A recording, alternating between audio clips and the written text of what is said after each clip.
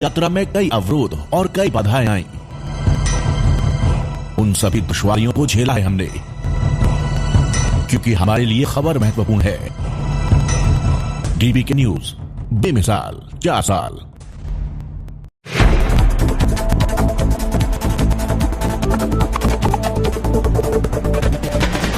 नमस्कार, डीबीके न्यूज में आप सभी का स्वागत है। मैं हूं आपके साथ आरवी और आप देख रहे हैं स्टेट न्यूज बुलेटिन की शुरुआत करने से पहले एक नजर हेडलाइंस की ओर। कांग्रेस सरकार के मंत्री की फिसली जुबान, उद्योग मंत्री शकुंतला रावत बोली भारत जोड़ो यात्रा का विरोध पूरे देश में। सरदार शहर के आरएलपी प्रत्याशी लालचंद नूर ने किया अपना नामांकन दाखिल, नामांकन में नहीं पहुंचे आरएलपी सुप्रीमो हनुमान बेनीवाल। बीकानेर में शिवसेना के कार्यकर्ताओं ने श्रद्धा हत्याकांड के तहत राष्ट्रपति के नाम उप जिलाधिकारी को ज्ञापन सौंपा। और खबरें विस्तार से। राजस्थान सरकार में उद्योग और देवस्थान विभाग मंत्री शकुंतला रावत पर गुरुवार दोपहर जोधपुर पहुंची। यहां सर्किट हाउस में मीडिया से भारत जोड़ो यात्रा पर पूछे सवाल पर मंत्री की जुबान फिसल गई। कहा, भारत जोड़ो यात्रा का विरोध तो आप देखेंगे पूरे देश में है। बाद में बात को संभालते हुए कहा कि भारत धर्मनिरपेक्ष देश है और कोई भी विरोध कर सकता है। इसके बाद फिर उनकी जुबान फिसली, उन्होंने कहा कोई भी विरोध कर सकता है, फिर कहा भारत जोड़ो यात्रा का विरोध कहीं नहीं है। राहुल गांधी की रैली ऐतिहासिक साबित होगी। उन्होंने कहा देश में बीजेपी के शीर्ष नेतृत्व में महंगाई बढ़ाने का काम किया जा रहा है। देश में बेरोजगारी का आलम है, गैस के दाम बढ़ते हैं। ऐसे में भारत जोड़ो यात्रा के तहत राहुल गांधी जहां जहां गए वहां पर उन्हें युवाओं, बच्चों, महिलाओं का जबरदस्त समर्थन मिल रहा है।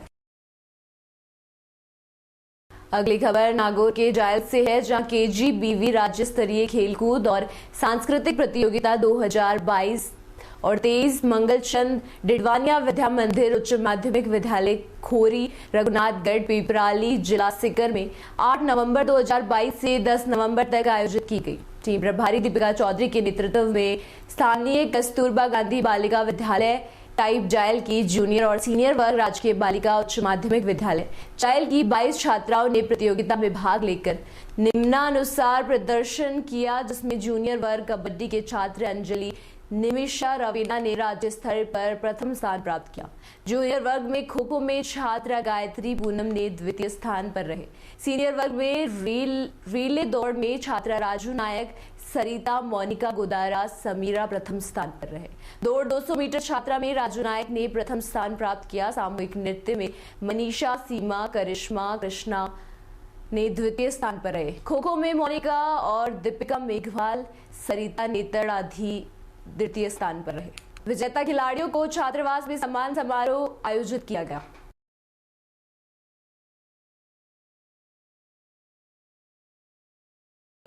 केजीबीवी जाहिल, हमने अपने बच्चों को सीनियर और जूनियर वर्ग की बालिकाओं को, जिसमें रमसर और केजीबीवी जाहिल टाइप 3 कि बच्चों को हम रघुनाथगढ़ राज्य स्तर की खेलकूद प्रतियोगिता में शामिल करवाने वाले के गए थे, जिसमें जूनियर और सीनियर वर्ग की पूरे राजस्थान की सभी बच्चियां उसमें शामिल थी और सभी कस्तूरबा गांधी आवासीय बालिकाएं थी। इसमें विभिन्न प्रकार की प्रतियोगिताएं हुई थी, जूनियर और सीनियर अलग अलग वर्ग में।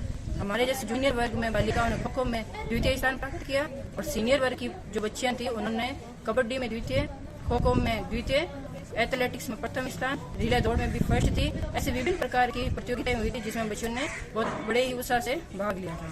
और वहाँ राज्य स्तर की जो प्रतियोगिता हुई थी उसमें सांस्कृतिक प्रोग्राम भी थे और सांस्कृतिक प्रोग्राम में बच्चों ने एकल नृत्य, सामूहिक नृत्य, उसमें प्रथम और द्वितीय स्थान प्राप्त किया था। और एक अभिनय, नाटक, विभिन्न प्रकार की प्रतियोगिता हुई। वहाँ की जो पहाड़ियों के दृश्य थे, वहाँ शिव जी का जो मंदिर था, वहाँ भी उन्होंने भ्रमण किया और बड़े ही आनंददायक उन्होंने रुचि से। ऐसी कौन सी लड़की जिसको आपको केतर में या कैसे कोई फर्स्ट इनाम मिला? एथलेटिक्स में राजू नाइक थी जो दौड़ में फर्स्ट थी। जैसे सोहनी है वो कबड्डी में भी अच्छा खेलने वाली थी और मोनिका गोदारा है खो खो में अच्छी थी। और जूनियर वर्ग में हमारी जो छोटी छोटी बच्चियां 6 क्लास की पूनम, निमिषा, ये भी अच्छा खेलने वाली थी। वहाँ सबसे आकर्षिका खेल रही थी। भवानी मंदिर से अगली खबर है, जहाँ आदर्श विद्या मंदिर पागरिया में आज मातृ सम्मेलन संपन्न हुआ, जिसकी अध्यक्षता कुराड़िया कला सरपंच साहिबा भगवता बाई द्वारा किया गया। मुख्य अतिथि के रूप में पागरिया के एनएम पद पर कार्यरत उमा कीतावत और विशिष्ट अतिथि के रूप में ओवर पंचायत की उप सरपंच जसू गवर और मुख्य वक्ता के तौर पर लालचंद आदर्श विद्या मंदिर भवानी मंडी के प्रधानाचार्य रहे। रामस्वरूप सोनी रहे। कार्यक्रम की मुख्य अतिथि उमा कितावत ने भाई बहनों को विद्यालय में भैया बहनों को भेजने से पहले व आने के बाद भाई बहनों को स्वच्छता, पोषणदायक भोजन और आदर्श विद्या मंदिर में जो संस्कार दिए जाते हैं उनके बारे में बताया। इसी बीच बालकों की माताओं द्वारा विद्यालय में गतिविधियां की प्रशंसा करते हुए अपने द्वारा अपने बालकों को जो करते हैं उनको बताया।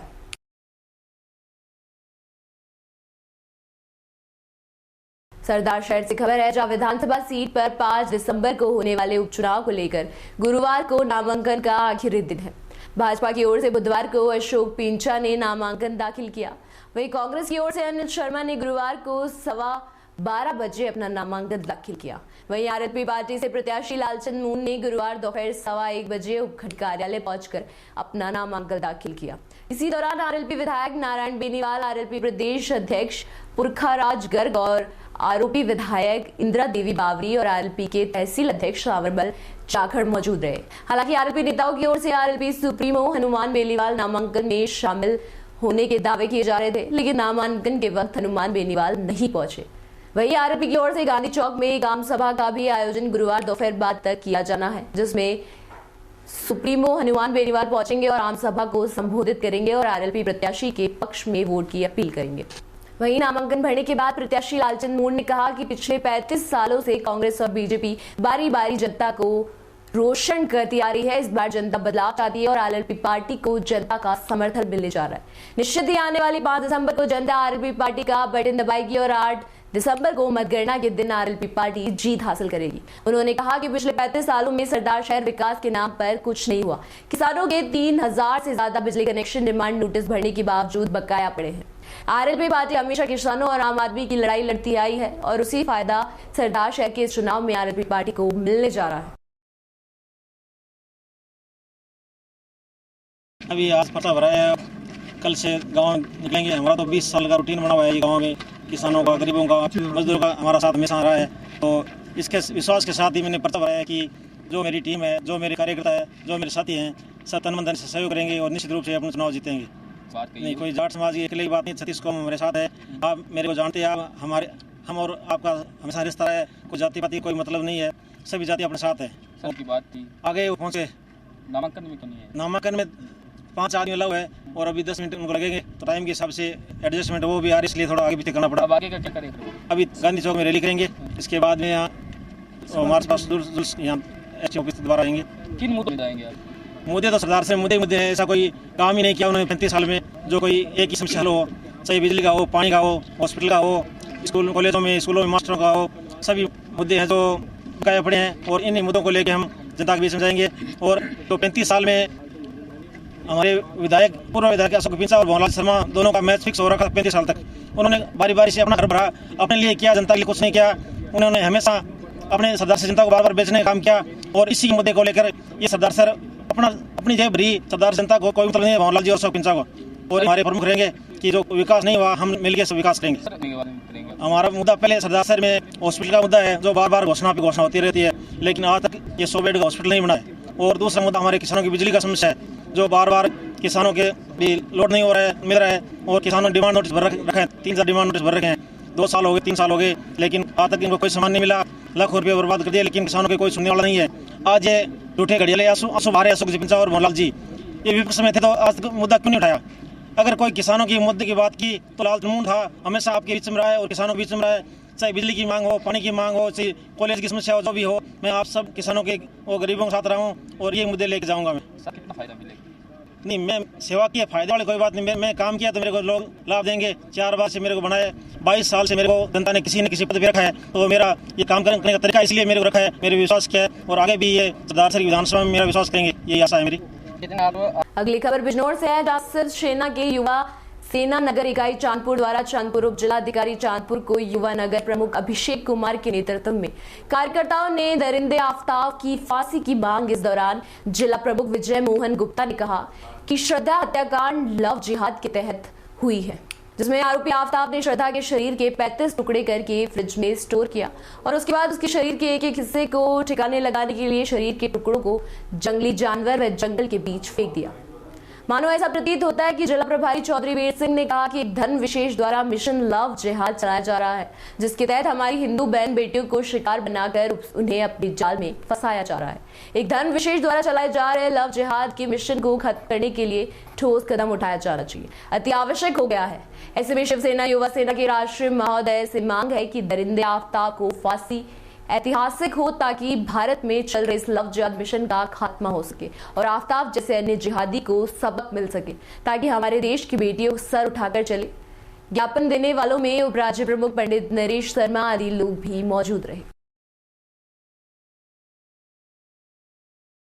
हमारी बहन बेटी की सरकार, उसका मर्डर किस तरीके से करा गया है, 35 उसके टुकड़े कर दिए गए, जगह जगह उन्हें टुकड़ों को छुपा दिया गया।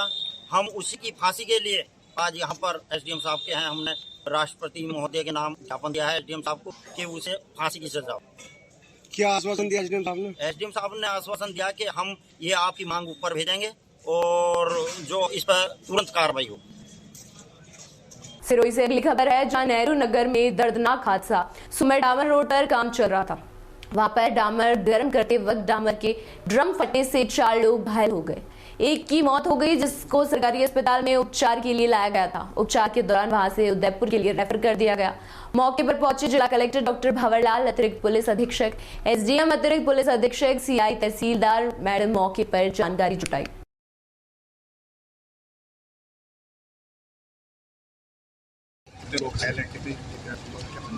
ये कोई डामर प्लांट है यहाँ, जो रोड का काम चल रहा है, उसमें जो डामर गर्म कर रहे थे सुबह, तो उस दौरान डामर के उसमें ड्रम में विस्फोट हुआ है, जिसमें जो मजदूर काम कर रहे थे उसमें से एक की ऑन स्पॉट डेथ हो गई है और 4 घायल हैं, जिनका हॉस्पिटल में इलाज चल रहा है। बाकी मौके पर चांदपुर से अगली खबर है, जहां जलीलपुर खादर क्षेत्र के ग्राम पाडला में एक किसान के खेत पर यूकेलिप्टस के पेड़ पर विषकाय अजगर सांप देखने से हड़कंप मच गया।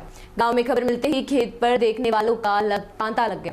आपको बता दें कि खादर क्षेत्र के गांव पांडला में कल बृहस्पतिवार को एक किसान हामिद के खेत में विशालकाय अजगर सांप यूकेलिप्टस के पेड़ पर चढ़ा हुआ था।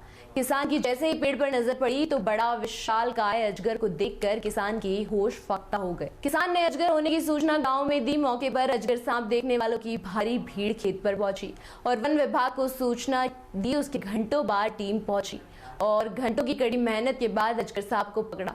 ग्रामीण नौशाद खान, मनसूब खान, किसान हामिद, दीपक कुमार, ग्रामीणों ने बताया कि अजगर सांप लगभग 15 फीट लंबाई का है और लगभग 50 किलो वजन है।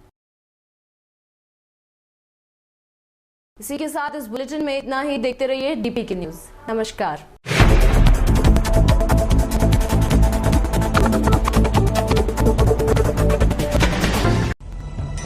बिना रुके, बिना डरे, बिना किसी समझौते के